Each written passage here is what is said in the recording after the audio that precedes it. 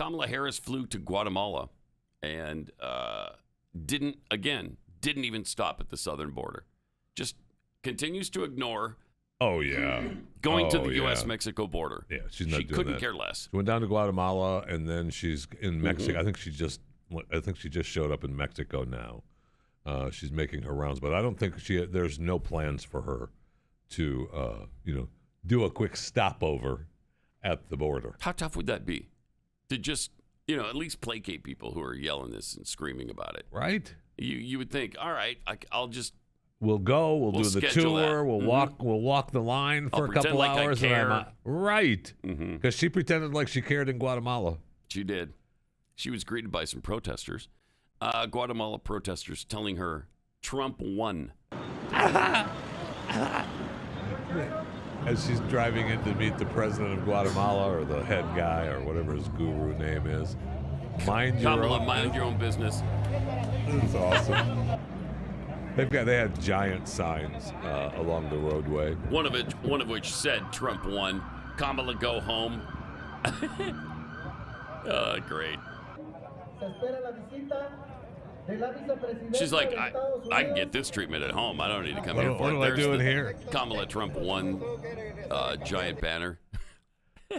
They said that they had a big billboard sign along that same roadway that said, Kamala, stop funding criminals.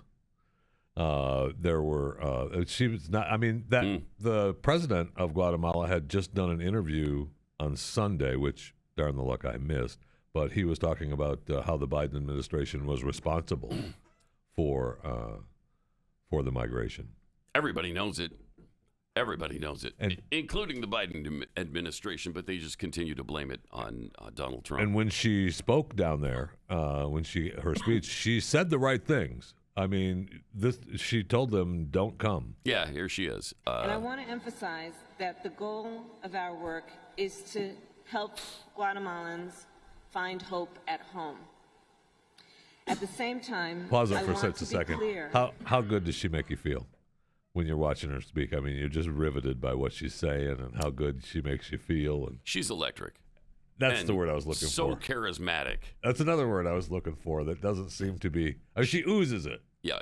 She oozes it. Go ahead, because to folks in this region who are thinking about making that dangerous trek to the United States-Mexico border, do not come. Oh. Yeah? Do not come. Do not come. The United States will continue to enforce our laws and Nobody secure believes that. our border. There are legal methods by which migration can and should occur.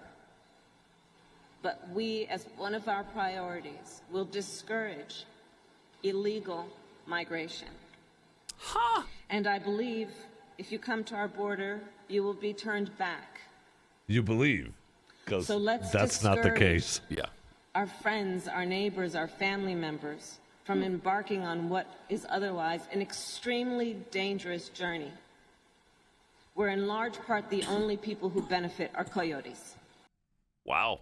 I know. You're right. She was saying the right things, but their actions don't say that. Correct.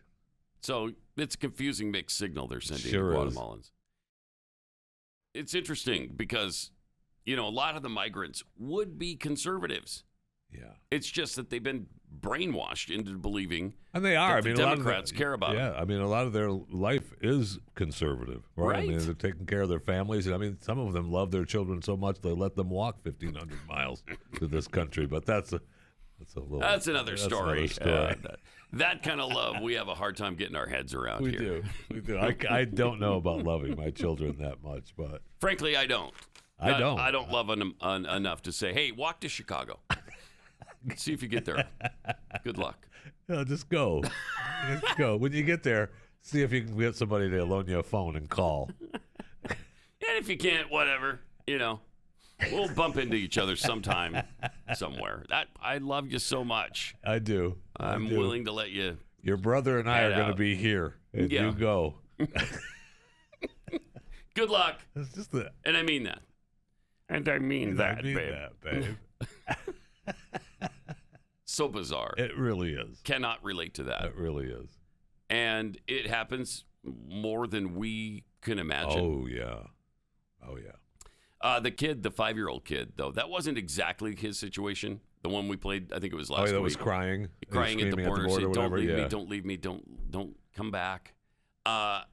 Apparently, he had been with his mom. Yeah, it was really weird. So I didn't quite grasp everything that happened around that kid because he's by himself because the mom was with him at one point and then they got separated. And then at one point they crossed the border and they got busted and they got sent back, or they had to run back across the border, and then they were with other cartel members or coyotes, and they wanted $10,000 to get them back to the United States, and she said she could only scrounge up 5. I mean, you know how that is. You know how that is. I do.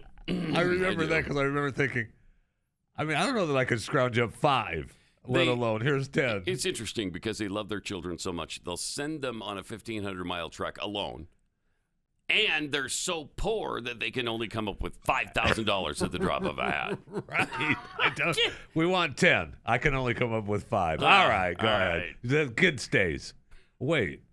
So then they got separated, and now they're back together, and they were going to live with an aunt in Florida, and they decided they weren't going to do that. It was just the whole thing was just, I couldn't quite figure out what was going on. Because there was a sister involved as well that I guess they ended up, they couldn't pay the $10,000. They only paid the 5, and so they finally just let the sister go, which I'm sure happens every day. All the time. Sure. Yeah. I mean, the sister either was, I don't know why you would let a girl go if you had her in captivity already.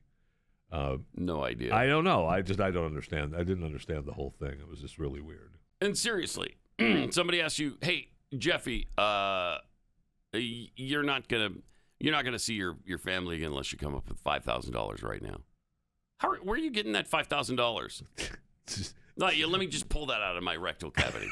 All right? It's a shame I'm not going to see them again. See ya.